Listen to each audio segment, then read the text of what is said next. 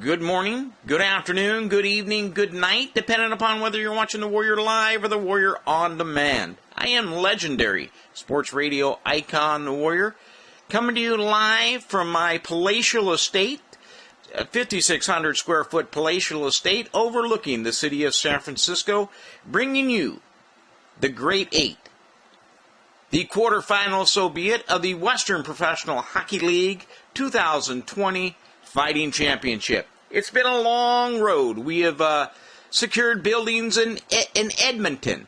We had to go to Taji Palace in California. And now, because of the coronavirus, I'm forced to do the quarterfinals from my house. However, our crack staff was able to land 4 different venues in 4 former Western Professional Hockey League broadcasters and 1 former NHL broadcaster. Tonight's first matchup, David Oliver, the former Central Texas Stampede and Shreveport Mudbug heavyweight, who comes into tonight after victories over Craig Stahl, what we would call a controversial victory over Craig Stahl, who Stahl was disqualified because of the use of a loaded glove, which led to the suspension of Smoke Adams. Smoke Adams has been suspended for 2 years and faces possibly a lifetime ban. He'll take on Joey Metalstat. Metalstat comes in after victories over Todd Newton and Todd St. Louis. So what I would say, he came up through the different ends of the bracket. 2 guys that put up different stages of penalties during their time in the Western Professional Hockey League. Guys that came out of the bracket who fought other fighters and then made it to the top 32, where we whittled down to 16 and now 8. With the limited time on the air and limited time bought and no pay-per-view, we're going to have to take it live, and I'm going to go down on the ice. And I don't even know where we're going. I just know it's David Oliver and Joey Metalstat. Thanks, guys. I'm Brandon Walker on KRMD 1340, coming to you live from the empty cavernous Hirsch Memorial Coliseum, a.k.a. George's Pond in Shreveport, Louisiana. We got a great one for you tonight as the hometown Shreveport Mudbug super heavyweight David Oliver takes on Joey Metalstat from the in-state rival Lake Charles Ice Pirates. Both of these fighters are battling for the opportunity to move on to the final of the tournament. They have the foil on, and they are ready to go. Oliver is one of the favorites so far, but has a tough journey to the semifinal. He scored a win over Jason Renard, who will always be the answer to the trivia question, who scored the first goal to now boarded up Century Tel Center in Bossier City, Louisiana. Oliver got to this fight after a controversial decision against former Tri-City American Craig Stahl, who was disqualified after using a loaded glove, leading to the litigation, the notoriety, and the subsequent deportation of equipment manager Jeff Smoke Adams. The road to the semifinal for Metalstat started with a convincing win over Todd Newton and then a victory over Todd Screwy St. Louis, in which Metalstat's famed left hand overwhelmed the Arkansas Glacier Cats tough guy. One item to note, the glaring omission of Trevor Buchanan in this tournament is most obvious, as we all know that neither Newton nor St. Louis can carry the bag of the toughest player ever to come from the double tough town of Fort McMurray, Alberta. Looking down on the ice, trainer Mikey G of the Loving Cotton Kings and linesman Kevin Cubby Mighton and Jamie Wing give the thumbs up, and we are ready to go. Metalstat onto the ice in his road white Ice Pirates jersey with purple and green trim. Oliver on the left in his Billy T. Welker designed home teal jersey with white, black, red, and purple accents. The fighters circle around the Landers Dodge logo at center ice, and a quick left from Metalstat as they come together, jockeying for position. Metalstat gets another left on Oliver's shoulders. They start to spin. Oliver with his right free now. A couple quick punches, both fighters holding on, not wanting to give up any position. Round and round they go. Now Oliver gets his right free again with a couple quick punches that land. His arms out of his jersey. He lands a couple more. Metalstat trying to hang on. And that one landed from Oliver. Switching to lefts, he catches Metalstat with an uppercut, and he's staggered. The linesmen start to move in. Metalstat holds them off. They want to keep this one going. Hanging on with each other now, continuing to wrestle. Oliver gets Metalstat's jersey up in front of his face. He connects with a big left hand. The linesmen jump in. This one is over. Take a quick look down at the judges' table. This is a win for Oliver. He advances to the final. Time and remote location still to be determined. One thing is for sure, Trevor Buchanan should have been in this damn tournament. Pull your pants up, Howard. We're going back to you in the studio. Thank you, Brandon Walker. Wow, what a fight. David Oliver with the victory over Joey Metalstat. A lot of people question where I had Oliver ranked in the tournament, but a great fight by David Oliver. Good luck to David as you continue to the Final Four. Well, I guess we're going to throw down. This Mel Engelstad's going to take on Jacques Mayotte. A 1 and a 2 seeding. This is going to be unbelievable. Both these guys, as you know, I did play in the NHL. I'm going to send it back to our producers, and they're going to send it to. Let's see who we have on the line now. I'm Charlie Hodges, former voice of the Fort Worth Brahmas, and we're coming to you from an empty Will Rogers Coliseum in Fort Worth. It's a 6,500-seat arena, not a soul inside, and we're about to see a fight that should be pretty decent. Mel Engelstad, Jacques Mayotte. This should be a good one. Mayotte is at the far end of the arena. I'm sitting back behind the bucking chutes, and Mayotte is just under me, the two of them, skating towards center ice. They are about 5 feet away. Now they're squaring up. They're sizing each other up. They move in. Mayotte holds down Engelstad. He gets his arm down a little bit and starts pulling on that jersey. 2 shots come in from Mayotte onto Engelstad's side of the head. Engelstad comes back. He hits him hard, hits him 3 times, hits him 4 times, gets the jersey over Malotte's head, keeps coming up with uppercuts. Oh, this is nasty. Blood starting to flow. This is not a very good fight for Jacques Mayotte. Mel Engelstad winning this thing, and all the linesman has to do, Clay Sturgeson comes over and just touches the back of Mel Engelstad's shoulder. Mayotte needing help. Out comes Allie Davis to help him. He has blood coming from his nose and his upper lip, and he may have lost a tooth or two. Engelstad skating around the ice with his arms raised. He's acting like this is a full arena with the crowd going absolutely insane. Warrior. Oh, thank you, Charlie Hodges. What a surprise there. Charlie Hodges from the Will Rogers Coliseum with what some would be considered to be an upset in the tournament as Mel Engelstad defeats Jacques Mayotte. Mayotte was the undisputed king for several years in the Western Professional Hockey League, but now he's cut. He looked nowhere near resembled the player that he was or the fighter that he was prior to leaving for the West Coast Hockey League back in 1998. Came back for 10 games with the Central Texas Stampede. But now you have to ask yourself, is this the last that we've seen of WPHL fighter Jacques Mayotte? Mayotte has been popular everywhere that he's played. He was a fan favorite during his time in Central Texas, as he was in Quad Cities, and then for a short time with the Fresno Falcons. Engelstad will advance to the Final Four. We will have an announcement at the end of the show where that Final Four is going to be held. I want to thank Charlie Hodges and the fine folks over the Will Rogers Coliseum who allows us to use that venue during what I would consider to be a very important time for the strength of this franchise. We started this tournament not knowing that of the possible implication from the coronavirus and the pandemic, but I do appreciate Charlie and the fine folks over at the Will Rogers Coliseum who allowed us to use that venue. 2 great fights so far, and let's get right away into our third fight. 2 fighters who are definitely favored going in. The meat chucker, the meat grinder, Marty Melnichuk, scheduled to take on Brad Wingfield. Wingfield once amazed over 476 minutes while playing with Elmira. Both these guys have played against each other over the years, both of them considered to be some of the toughest men to ever put on the uniform. Melnichuk got here today with a victory over Matty Van Horlick and Colby Van Tassel, while Wingfield advanced with a victory over Frank Littlejohn, and then a slugfest, what some have called the best fight in the entire tournament, over Paul Fiorini. Fiorini held in tough. Wingfield got him at the end, and I would say that of all the fighters not fighting in the Great 8, that my biggest surprise was Paul Fiorini. He was the victim of a bad draw and perhaps a bad skate job by the equipment manager because he seemed to have lost an edge at the end but we shall never know. Anyway, Paul Fiorini is up for the 2020 Western Professional Hockey League Fighting Championship Man of the Year for his efforts to put ice in the Lubbock Coliseum. Even though they've raised that building, the city of Lubbock is still striving for an ice arena, and Paul Fiorini doing whatever he can to make that possible.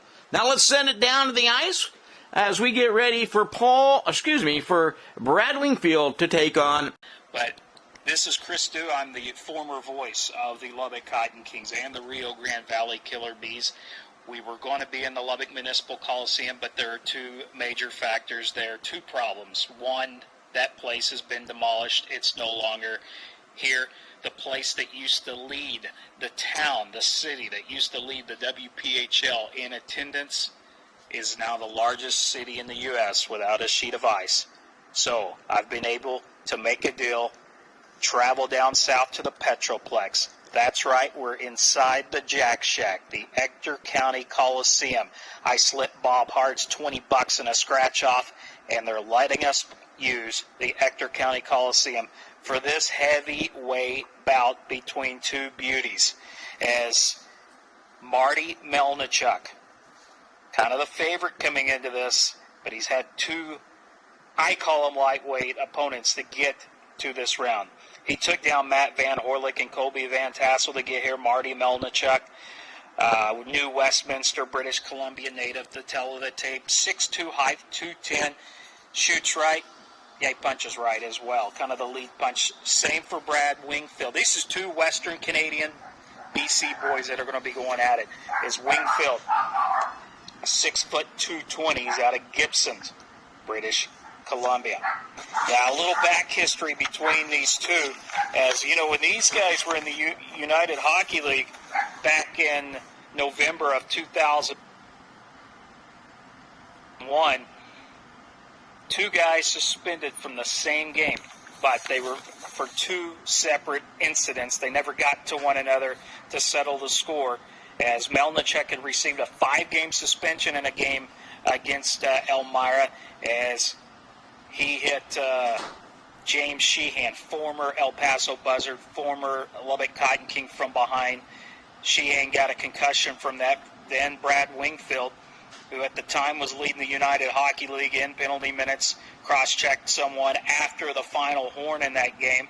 He got 6 games on the suspension there. So a little bit of bad blood, or it really just went to settle scores from prior matchups. But this match will be played under COVID rules, which means that trainers Richard Krause and Tim Siemens cannot be present on the floor. We'll have our two fighters, we'll have myself, and then there is Matt Bialotta, who will be officiating this bout. So Melnichuk coming in from the Zamboni entrance, and it looks like Wingfield's going to be coming in from the right side, as here at the Ector County Coliseum, I'm in the old, if you will, this old hockey barn, rodeo barn, just kind of at center ice, a low perch. We have a great vantage point here in this empty Coliseum. You can just hear the echoes, as the guys are probably wanting me to shut up there. I'm the only voice they can hear outside of the trash talking and the communication of Matt Bialotta. So they're squaring off now. They are underway as Melnichuk kind of coming in, chest forward, grabs on, as right now just a wrestling match of just holding on to the jerseys. Nothing special now, still trying to get apart. Melnichuk and Wingfield still grappling around the collars. A lot of line dancing here in West Texas. Finally, a couple jabs with the left by Melnichuk, trying to get free. Another jab with the left. And readjusting is Wingfield. And while doing so, Melnichuk with a big uppercut, but he misses. He slips to his knees. He's trying to grab the leg of Wingfield, and he flips him over and drives him right into the ice. And Matt Bialotta kind of coming in to say, is that going to be enough? And no, Melnichuk now gets back up. The hold back Bialotta says, no, let us keep continuing. In the process, Wingfield back on, up on his feet, and wants to reassess. So now they're just kind of going in circles while staring at each other, and Mayotte says, keep it going. So they will continue here. Melnichuk trying to come in, leading with the left shoulder, misses with a right uppercut. And remember, Melnichuk has an MMA background. I'm surprised he didn't try to take advantage while he had Wingfield down. But again, was able to shield off Mayotte, and this fight continues. I guess he wants to try to get in some punches, as really they're still just staring each other down. Wingfield with a left shoulder lead now starting to come in. Swinging around off balance now.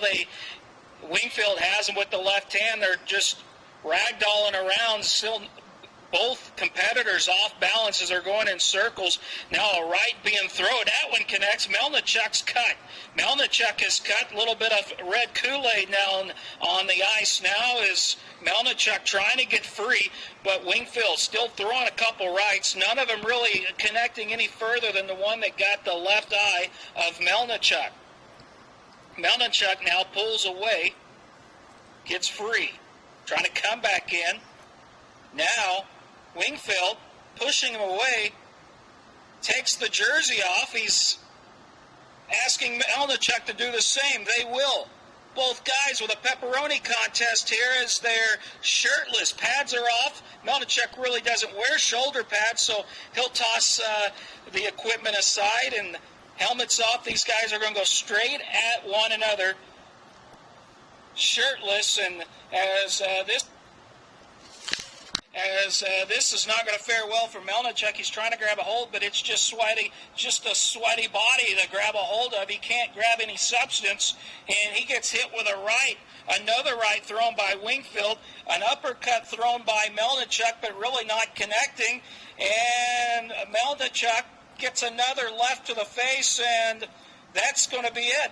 The fight is not over, but it's going to come down to a decision. Mayotte now will make the decision, as the two combatants actually shaking hands here, and Mayotte, by a decision, is giving it to Wingfield. So maybe an upset there. Melnichuk had the bout won early, calls it off, says no, let's keep going. But then Wingfield, using the strength to his advantage, allowing getting in a battle where Melnichuk was unable to hold on, because that's Melnichuk's kind of signature, is to go ahead and get some quick left jabs while holding the jerseys, but he was not able to play his advantages late, and that's going to be it here from the Ector County Coliseum.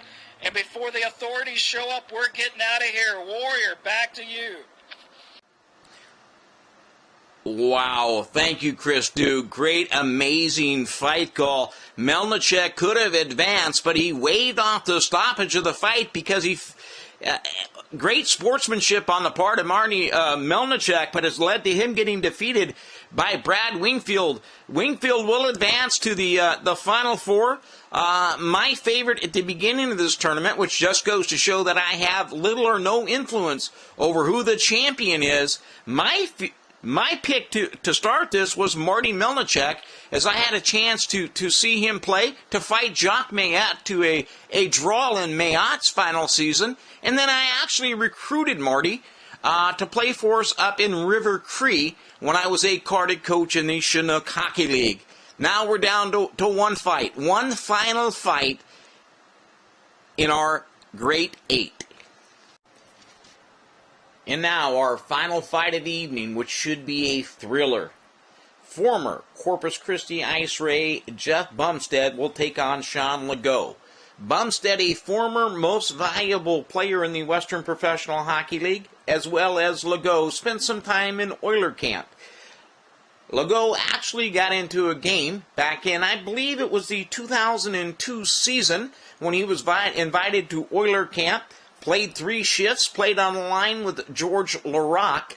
On his third shift, he got a 5-minute penalty and a game misconduct for kneeing Ed Jovanowski. Both fighters come into the tournament highly ranked.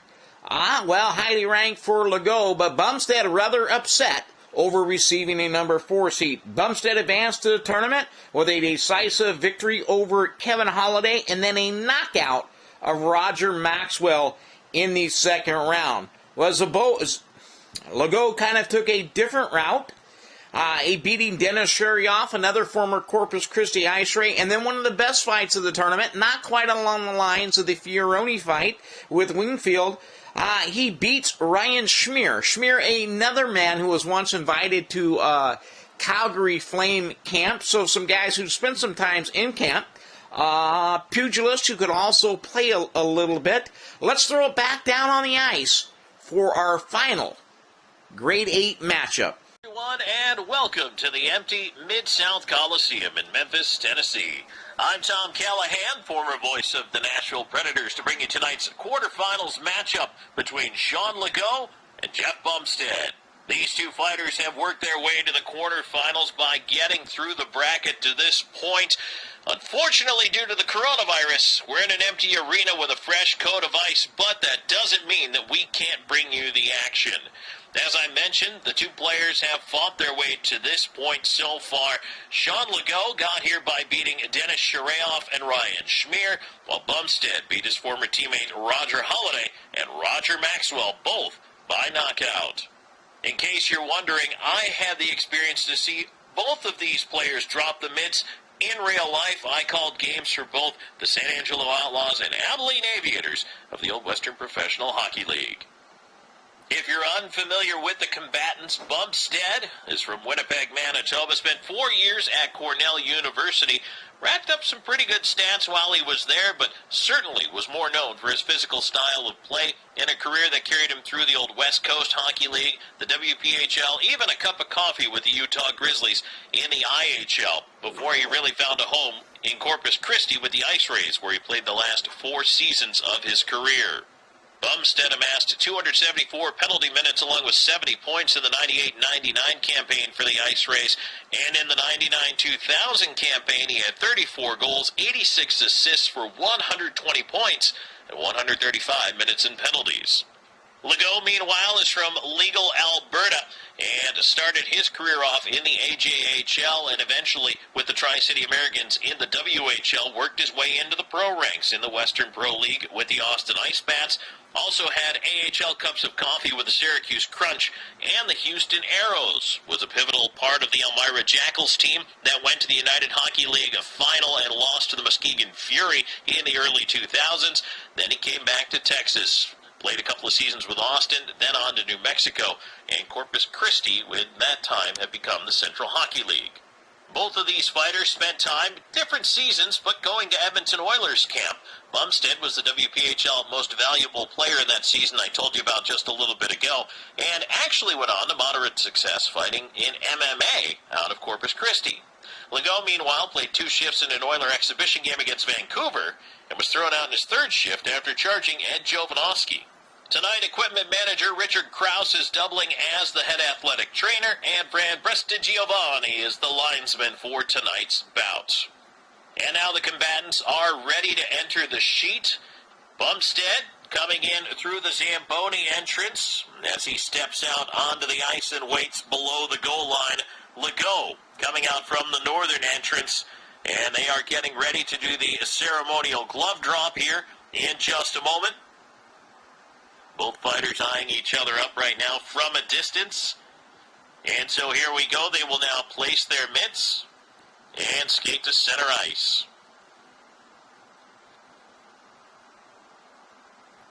And we are ready to go in tonight's quarterfinal matchup between Legault and Bumstead. The two fighters sizing each other up. They begin to circle.